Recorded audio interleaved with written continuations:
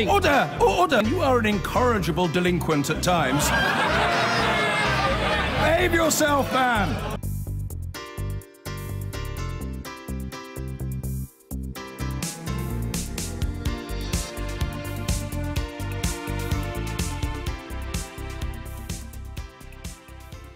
Hello and welcome to the London part of the show. I'm Norman Smith. I'm joined today by Andrew Rossendale, the Conservative MP for Romford, Siobhan McDonough, Labour MP for Mitcham and Morden, Tom Brake, Liberal Democrat MP for Carshalton and Wallington, and Ben Page, Chief Executive of the polling organisation Ipsos Mori. First, let's start with a brief reminder of what was to play for in the local elections. All 32 boroughs went to the polls. The Conservatives were looking to shore up their vote. Labour were setting their sights high, targeting Tory strongholds, and the LibDems were looking to stage a political comeback in the capital. Bhavani Vadi now reports on how the Tories got on.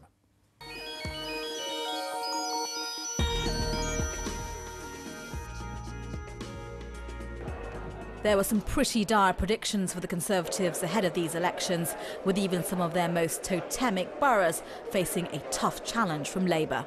It's a busy count here in Wandsworth, and there is an air of tense anticipation.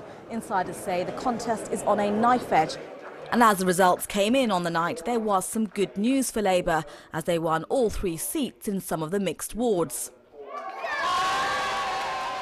But the party failed to take enough seats in the safer Conservative areas.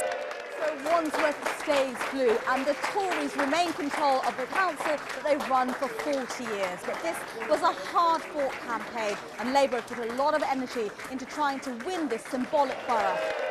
In the end, the Tories won 33 seats. An independent received a remarkable 4,000 votes, the highest of the night, and Labour gained 7 councillors, ending up with 26. The Conservatives' campaign had focused on the local, promising to keep council tax low while delivering good services. Virtually every pundit thought we were toast. Well, we are not. And the reason is that Wandsworth has a strong record of delivering, and Wandsworth Conservatives keep their promises and deliver all the time.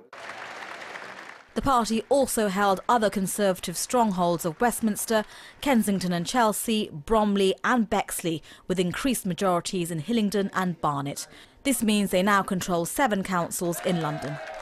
Well, the Conservatives had carefully talked down their expectations, talking about possibly a big red surge in London. And that had the enormous advantage from their point of view that expectations were set low. The way they managed to hold on to the boroughs that they were defending made it look like really quite a success. Labour thought they could take control. This was one of their top targets, and they threw everything at it. But they failed. So some reasons to celebrate for the Conservatives in London for seeing off those Labour challenges, but they have lost seats in councils, meaning they are still a long way behind Labour. So that's the Tory story. Andrew Rossendale, let me start with you. I mean, it's really a story of spin over substance, isn't it? Because these were pretty dismal results. You lost, what, around 100 councillors, you lost a couple of councils, and yet we had Theresa May parading it as if it was some sort of victory.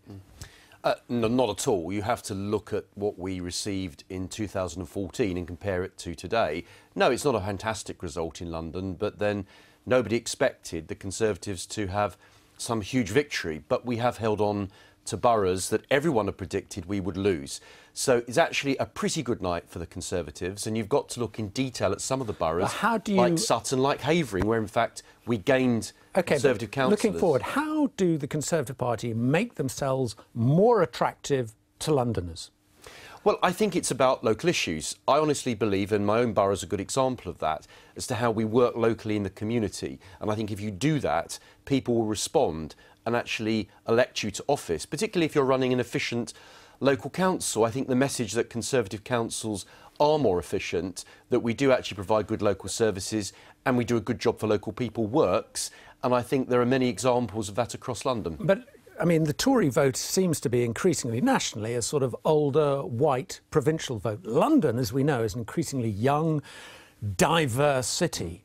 And there's a mismatch, isn't there? Well, do you know what? I don't agree. If you came to my constituency and you met people from all different backgrounds coming in, who actually didn't live in my area to begin with, they've moved to Havering, and they like the borough, they like the Conservative Council, and so they voted for us. So I don't think it's a done deal that because you're from an ethnic minority or because you're young, you're going to vote Labour or Liberal or for another party. OK, well, let me bring These people will vote Conservative if we do a good job. Let me bring in Ben Page. It is now sort of common currency in political circles to question whether London is a different country.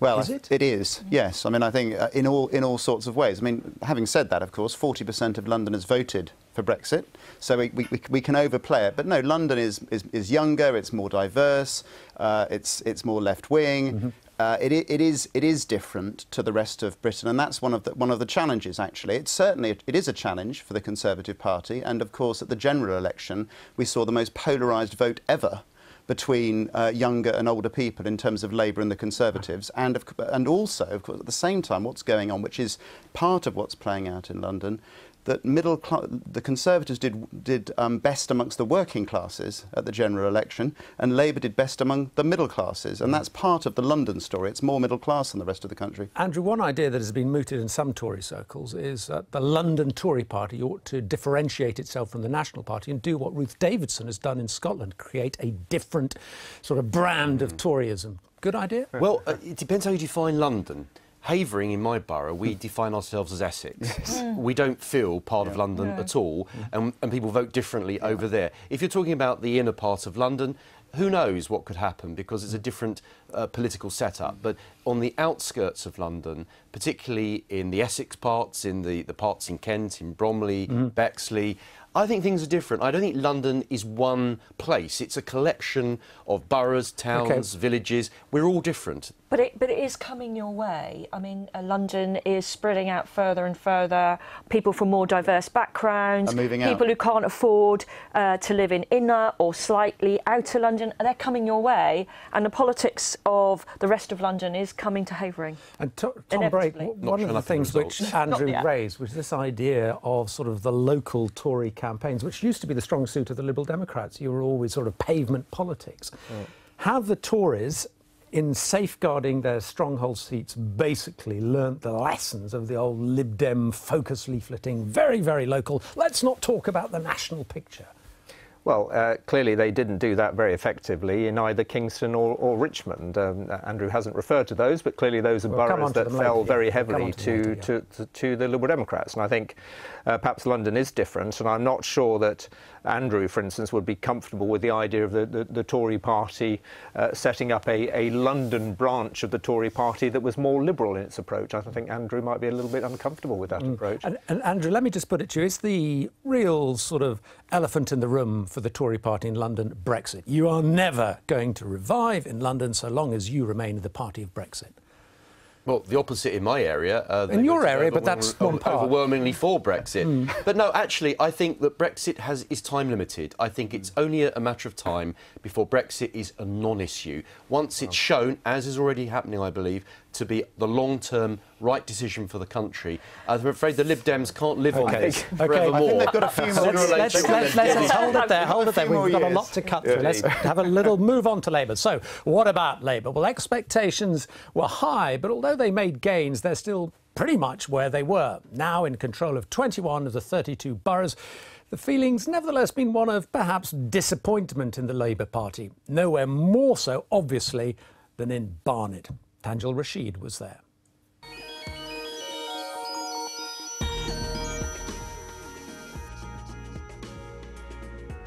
Labour had their hearts set on this patch of North London. It was thought to be ripe for the picking. The Conservatives had been governing Barnet with a majority of 1. Then, in the run-up to the poll, they lost control of the council after a Tory councillor left the party. But something else was going on in the run-up to the poll too. Growing discontent with Labour over anti-Semitism. Barnet being home to 1 in 5 Jews in England and Wales. 73. On Thursday night, it became clear that issue had hit Labour. If Labour were going to gain control of a council in London, it would surely have been this one, after they put a serious dent in the Conservative vote here in last year's general election. That result was seen as a great success for Jeremy Corbyn, but tonight's failure to win the council is being seen as the opposite, a referendum on Mr Corbyn's handling of allegations of anti-Semitism in the Labour Party.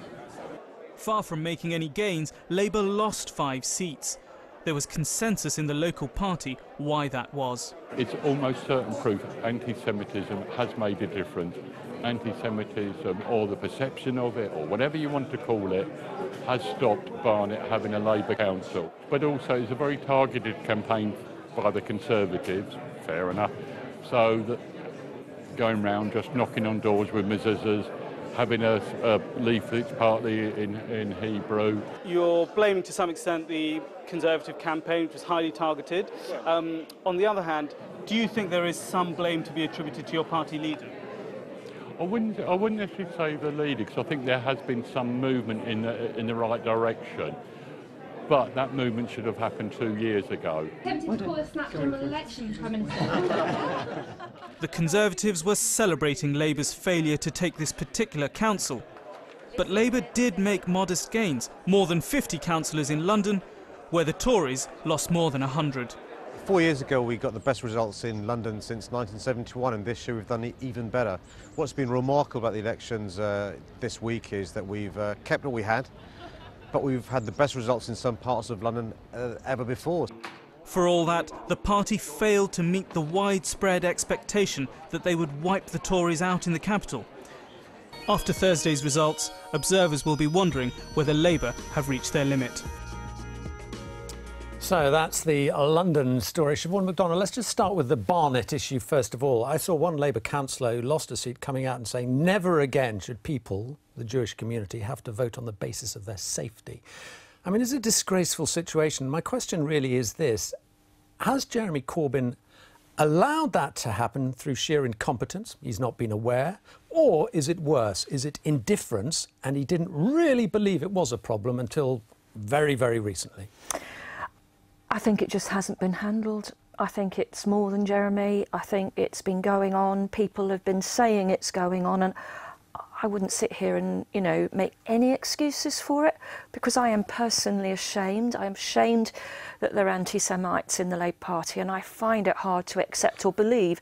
And I just feel sorry for Barry and for his whole team who worked really hard. And, you know, we have to listen. But doesn't there have to be blame? I mean, in the end, we had a demonstration outside Parliament, which a lot of people came to, and we saw the rival demonstration, and Mr Corbyn still, I don't think, has condemned that demonstration. I mean, did he actually visit Barnet during the campaign? I don't think so, but I wouldn't. I'm not exactly. I'm not exactly sure about that. But I think, you know, Jeremy has said many things about anti-Semitism and tackling it. And now we have to see the actions, because it's gone beyond words. Okay. The idea that a community in London, in our brilliant city, felt unable to vote Labour and felt that they were being discriminated by Labour. I mean, okay, well, shocking. Let's just move on to the bigger picture, which is, I mean, Labour grossly overestimated what they were going to achieve in the capital. Looking at places like Westminster, Wandsworth, Hillingdon, you needed swings of more than 8%. You were never going to get that. What a foul-up.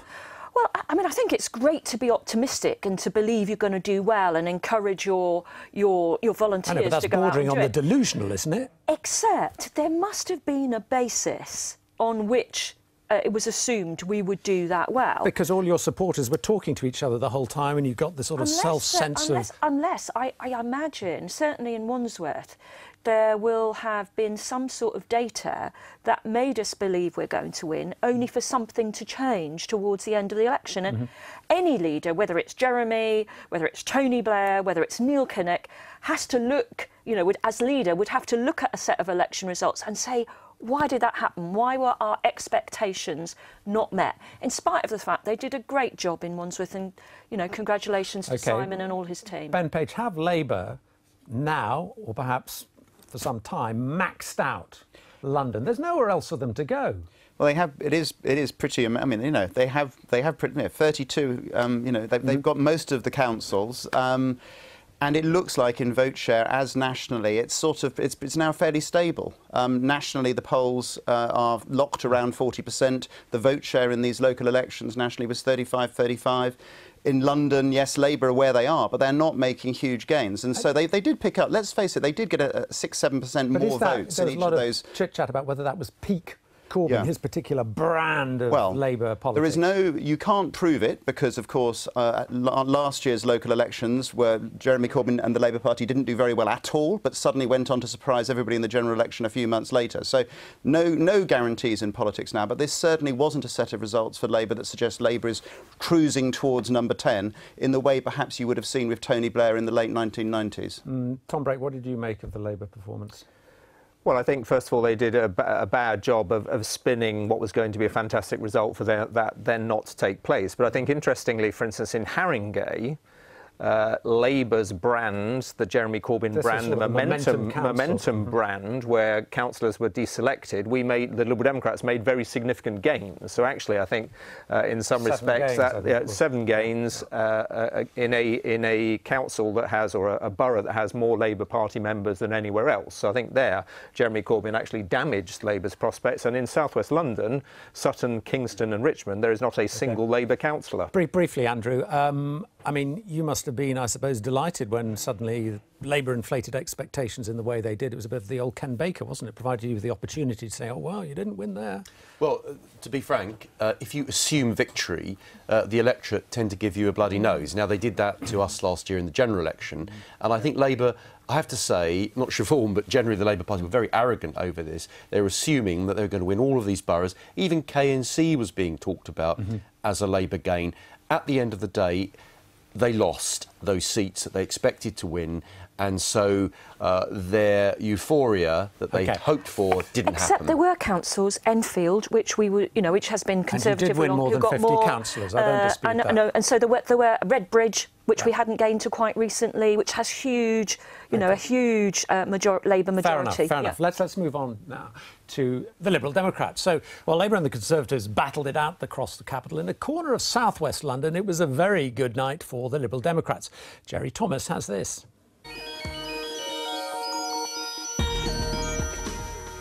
Across London, the Lib Dems made gains of 36 seats. In Richmond, there were euphoric scenes as the Liberal Democrats won back control from the Conservatives.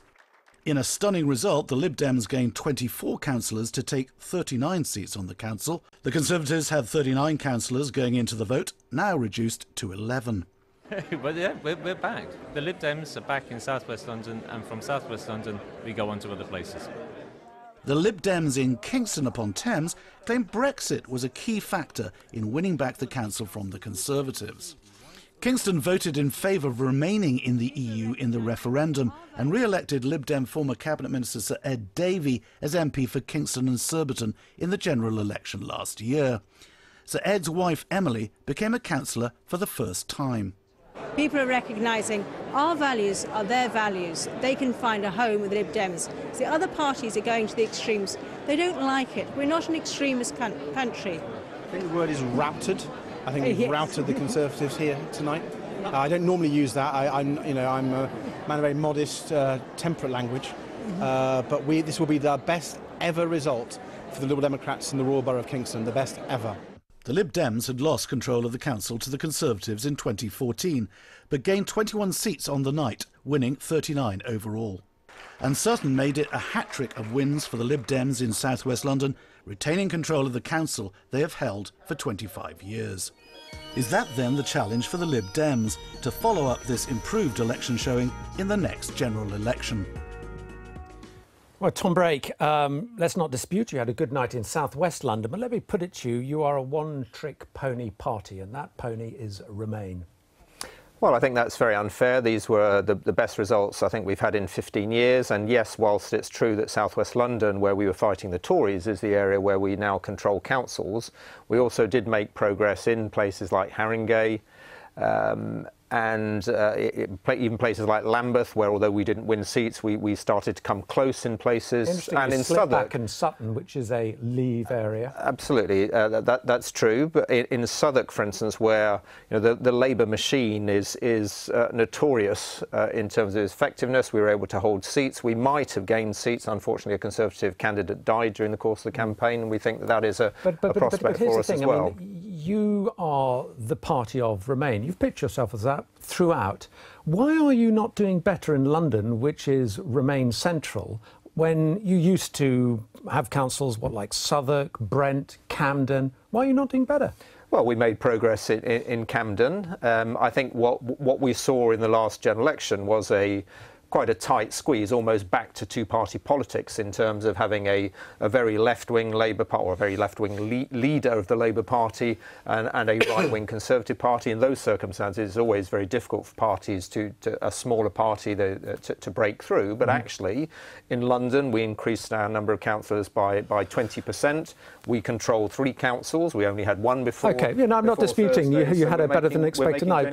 Ben Page, on the Remain and London issue, is there a limit to how far the Lib Dems can push it, the sort of Remain agenda, and expect to pick up seats? There's clearly more that they could do, and it's notable that if you look at the micro details of some of the things, for example, the Conservatives were doing in Westminster, it was precisely about the Brexit issue. They were trying to reassure, there were particular things they did to try and reassure EU nationals in some of their key wards in Westminster that it was going to be all right. So it is still an issue, and actually nationally, as the polling is suggesting, that the Lib Dems are coming back, and because Brexit isn't going away. It's like a general election on telly every night. Rather than 1 month, we've got years of this. Until 2064, when we stop paying pension contributions. OK, Siobhan McDonald, do you fear a Lib Dem revival? I mean, Vince Cable, I'm not sure he used the breakthrough word, but he certainly mooted the idea that they were back as a force to be reckoned with. Really? Do I fear it? No, of course I don't. You have to argue your corner. But then you look at Haringey and they're hoovering up. Or Merton, of course, where we made 5 in gains. Wimbledon, the Liberals gained 5 councillors, and I think they were talking to a group of people who normally vote Conservative but feel very strongly that they want to remain in the EU. So the Liberal Democrats are very straightforward in their view, and it appeals to these particular voters. But there is a limit of the type of voter. OK, and Andrew, they're not here, but UKIP saved your bacon. Saved your bacon big time. But for UKIP, it would have been a dreadful night for the Tories. We only had a few UKIP councillors across London. In fact, 6 of them were in the London Borough of Havering. I think people did vote Conservative because they want Brexit in my area. And I think that Sutton, Tom, had a Leave vote. I think a similar pattern there, and in other parts of London. But the truth is, the Brexit issue will, in the end, be a non-issue. And the Lib Dems can't just keep falling back on Brexit at the end of the day. But that's a fair point. At the end of the day, you've got to think of other things to talk about as well, Tom, not just Brexit. I mean, the big worry is not whether the Lib Dems can talk about it. The worry is what damage is it going to do to the London economy and, as a consequence, to the entire country. That's the real big worry. Ben Page, is it fair to say that Brexit still is what is shaping our politics now? Yes.